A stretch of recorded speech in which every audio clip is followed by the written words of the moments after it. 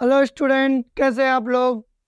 तो स्टूडेंट, आज हम लेकर आए हैं आपके लिए एक नया लेक्चर जिसमें हम आपको बताने वाले हैं इंक्रीजिंग एंड डिक्रीजिंग फंक्शन। तो क्लास 12th के स्टूडेंट को इस टॉपिक को समझने में बहुत ही परेशानी होती है। तो आज हम इस टॉपिक का निचोड़ आपको देंगे। स्टूडेंट, क्या है ये topic? Increasing and decreasing function.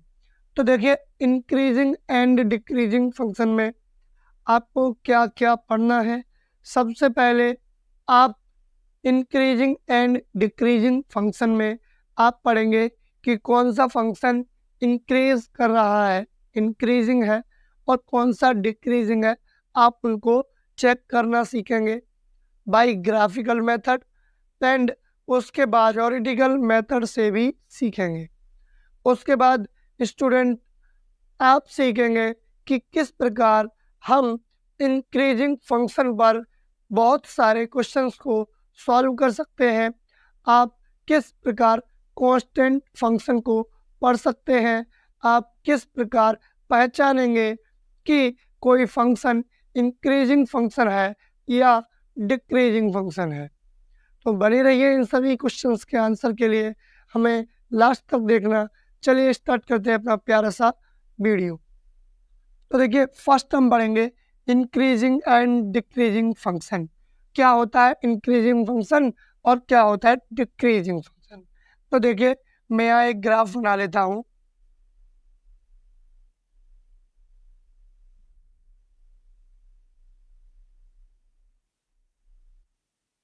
ये एक्स एक्सिस है और ये वाई एक्सिस। अब देखिए, कोई ग्राफ मेरे पास इस प्रकार है। इस प्रकार ग्राफ का होना क्या बताता है? ये बताता है कि ये फंक्शन, सपोज ये function y is to F X type का फंक्शन है। मीन्स एक्स वेरिएबल है, y यहाँ पर आपका पोलिनोमियल है। तो y is equal to F X type का ये फंक्शन गिवन है आपको। आप देखते हैं कि ये फंक्शन इंक्रीज कर रहा है। इंक्रीज मतलब जैसे जैसे आप इस फंक्शन में, ये function y is equal to F X है, इस फंक्शन में आप x की वैल्यू बढ़ाते जाएंगे, यहाँ y की वैल्यू बढ़ती जाएगी। आप x की वैल्यू बढ़ा रहे हैं, y की वैल्यू बढ़ रही है। चेक कैसे करेंगे? किसी एक पॉइंट को ले लीजिए। x की वैल्यू इतनी है तो y की वैल्यू इतनी। यहाँ एक पॉइंट ले लीजिए, x की वैल्यू बढ़ गई तो y की वैल्यू भी बढ़ गई स्टूडेंट। तो अब आप देख सकते हैं कि किस प्रकार ये फंक्शन एक इंक्रीजिंग फंक्शन है। मतलब इंक्रीजिंग फंक्शन में आप वेरिएबल की वैल्यू आप इंक्रीज करते जाएं तो आपके पास उस फंक्शन की वैल्यू इंक्रीज होती जाएगी। बात करते हैं ये कैसा फंक्शन है, इंक्रीजिंग फंक्शन।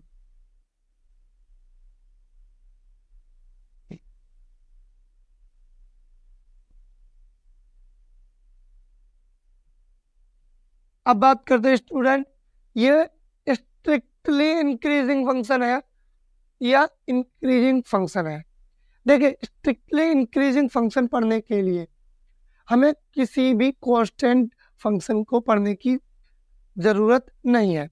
बट अगर आप पढ़ना चाहते हैं कि जो फंक्शन स्ट्रिक्टली इंक्रीजिंग ना हो but also they are increasing function, so you want to understand that what is constant function. आप इसलिए जानना चाहेंगे इस बात को क्योंकि विदाउट कांस्टेंट फंक्शन आप ये पता नहीं लगा पाएंगे कि ये फंक्शन स्ट्रिक्टली इंक्रीजिंग फंक्शन है या इंक्रीजिंग फंक्शन है। तो देखिए, अब यहाँ पर हमें ये पता नहीं अभी इंक्रीजिंग है या स्ट्रिक्टली इंक्रीजिंग। तो पहले आपने इंक्रीजिंग पढ़ लिया, फिर आप पढ़ लीजिए कांस्टेंट फंक्शन। देखिए, कांस्टेंट फंक्शन क्या कहता है। कांस्टेंट फंक्शन के लिए सपोज ये X X dash Y strictly increasing function, sorry constant function, ये बोलता है कि आपके पास कोई function y is equal to F X है और आप इसमें x की मन चाहे जितनी वैल्यू आप इंक्रीज कर ले चाहे डिक्रीज कर ले, बट इस y पर कोई इफेक्ट नहीं पड़ेगा। मतलब ओवरऑल फंक्शन कांस्टेंट ही रहने वाला है। इसका जो ग्राफ होता है वो ऐसा, ये बताता है कि आप x की वैल्यू, ये फंक्शन अगर y is equal to F X है तो आप x की वैल्यू कितनी भी इंक्रीज करते जाए, सपोज ये पॉइंट है तो इस पॉइंट पर x की वैल्यू ये रही तो y की वैल्यू यही रहेगी। अगर आप x की वैल्यू मान लो यहाँ पर इंक्रीज करते हो तब भी y की वैल्यू वही रहेगी। तो ये बात बताता है इंक्रीजिंग फंक्शन कि आप x की वैल्यू चाहे डिक्रीज करो चाहे इंक्रीज करो, बट आपके पास एफ एक्स की ओवरऑल वैल्यू यानी y सेम ही रहने वाली है। तो ये फलन कांस्टेंट फलन यानी कांस्टेंट फंक्शन कहलाएंगे।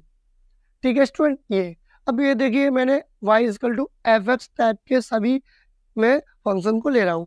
अगर आप x is equal to F Y type के लेंगे तो ये बस वर्टिकल बन जाएगी ये लाइन, क्योंकि फिर x is equal to F Y type का फंक्शन होगा ना, उसका ग्राफ उसकी तरह बनेगा। अब ये देखिए कांस्टेंट फंक्शन जब आप पढ़ चुके हैं, अब आप पढ़ सकते हैं कि ये इंक्रीजिंग फंक्शन है या स्ट्रिक्टली इंक्रीजिंग। देखिए इंक्रीजिंग फंक्शन को दो तरह से डिवाइड कर सकते हैं।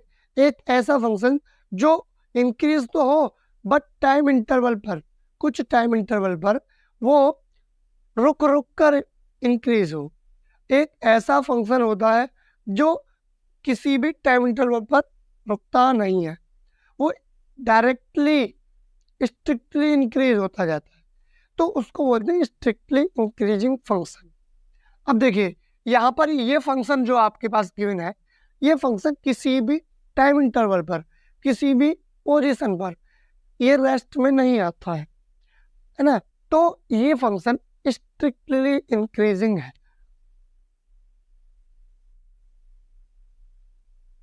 अगर आप कहते हैं कि ऐसा फंक्शन का ग्राफ बताइए जो स्ट्रिक्टली इंक्रीजिंग ना ही हो, मतलब इंक्रीजिंग तो हो बट स्ट्रिक्टली इंक्रीजिंग ना हो, तो देखिए उसका ग्राफ क्या बनेगा। उसका ग्राफ बनेगा, सपोज यहां बना देता हूँ X X dash Y Y. तो देखिए सपोज ये फंक्शन इंक्रीज हो रहा है एंड सम टाइम इंटरवल ये फंक्शन कुछ वैल्यू के लिए रेस्ट पे रहता है फिर इंक्रीज होता है, तो ये फंक्शन कहलाएगा इंक्रीजिंग। बट ये स्ट्रिक्टली इंक्रीजिंग नहीं है, क्योंकि यहाँ पर देखिए एक ए पॉइंट तक तो ये फंक्शन, अगर पूछा जाए ओ ओरिजिन ले लो तो ओ ए वैल्यू में ये फंक्शन स्ट्रिक्टली इंक्रीजिंग था, बट ए से बी पॉइंट तक ये फंक्शन रेस्ट में है, कांस्टेंट है, और बी से सी में फिर इंक्रीजिंग है। तो इसलिए इंक्रीजिंग फंक्शन तो है बट ये स्ट्रिक्टली इंक्रीजिंग नहीं है। स्ट्रिक्टली इंक्रीजिंग ये है जो किसी भी टाइम इंटरवल किसी भी वैल्यू पे एक्स की वैल्यू पे कांस्टेंट नहीं होगा, रेस्ट में नहीं है, स्ट्रिक्टली इंक्रीज होता जाएगा। Is that clear? चलिए ये नोट कर लीजिए। नाउ देखिए स्टूडेंट, ये फंक्शन है डिक्रीजिंग, ये स्ट्रिक्टली डिक्रीजिंग। अब स्ट्रिक्टली डिक्रीजिंग फंक्शन को दिखाएंगे और डिक्रीजिंग को। देखिए यहाँ पर X X dash Y Y dash एक कोऑर्डिनेट को रिप्रेजेंट करने वाला आपके पास प्लेन है। अब आप यहाँ क्या करते हैं, एक सपोज ऐसा आपके पास एक फंक्शन है जिसमें वैल्यू डिक्रीज हो रही है। क्या हो रही है? Value decrease. एंड आप सपोज करो ये सी पॉइंट से आ रही है एंड बी पॉइंट पर जाकर ये डिक्रीज होना रुक जाती है और कुछ टाइम के लिए ये कांस्टेंट हो जाती है, कुछ टाइम के लिए कांस्टेंट हो जाती है ए पॉइंट पर, या इसको पॉइंट अलग अलग मान सकते हैं आप, D, C, B. And suppose कुछ टाइम के बाद फिर डिक्रीज होना शुरू कर दी थी, ए पॉइंट था। तो देखिए ऐसा फंक्शन जो होगा, ये फंक्शन कहलाएगा डिक्रीजिंग फंक्शन, बिकॉज ये डिक्रीज तो हो रहा है पर कुछ कुछ टाइम इंटरवल, कुछ कुछ वैल्यूज पे कांस्टेंट भी हो रहा है, तो ये डिक्रीजिंग फंक्शन है, केवल डिक्रीजिंग। अब बात करते हैं स्ट्रिक्टली डिक्रीजिंग कौन सा फंक्शन होता है। देखिए स्ट्रिक्टली डिक्रीजिंग फंक्शन का भी ग्राफ में यहाँ आपको बता देता हूँ। अच्छा, मैं जितने ग्राफ बना रहा हूँ वो सभी graph y equal to F X type के हैं।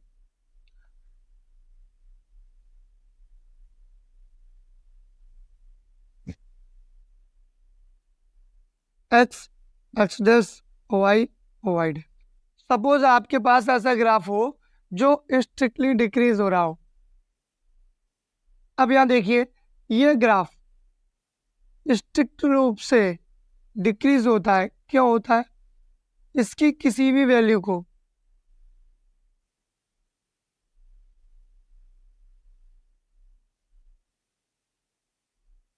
ये भी y इजकल टू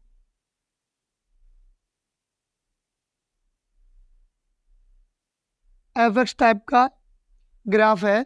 यहाँ देखिए, इसमें किसी भी पॉइंट को ले लीजिए, आप इस पॉइंट को ले लेते हैं, ठीक है। इस पॉइंट पे x की वैल्यू कितनी थी? कम। y की वैल्यू कितनी है? ज़्यादा।